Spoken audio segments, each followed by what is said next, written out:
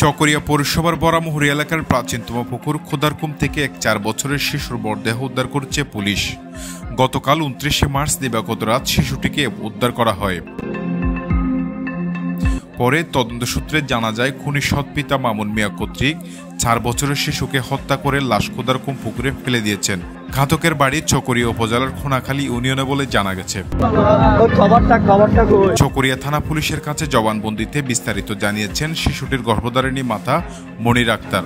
জিজ্ঞাসাবাদে মনির আক্তার বলেন তার আগের স্বামীর নাম মোহাম্মদ আইয়ুব, তার বাড়ি কক্সবাজারে। সেই সংসারে একমাত্র ছেলে সন্তানের জন্ম।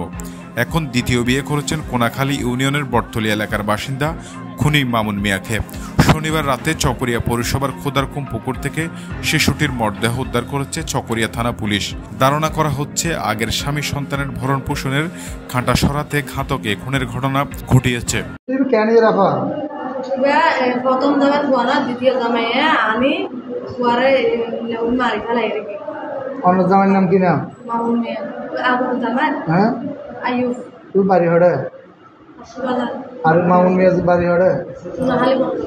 হালি বটতলী। তুই বয়স কতই হইবে? 4 বছর চল। মাই মানে মরতো ও আল্লাহ তো বড় হইবে কি দোষ করলো?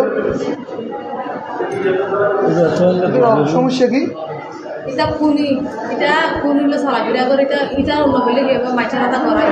তুই কইবে তো মারিবে তো হলো দোষ টাইম নেবার। কইবে মারিবার কারণ কি?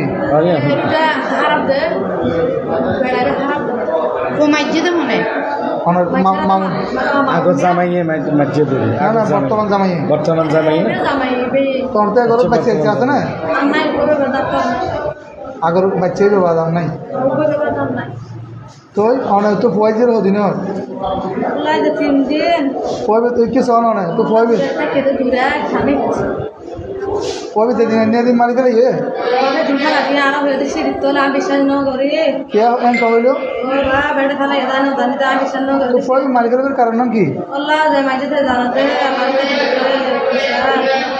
আল্লাহ করে হ্যাঁ আল্লাহ তো জানাতে তে কারা সিঁড়ি তোলা খালা দিয়ে গুলি করে না জানি আর খালি আর বাপ গেতে তো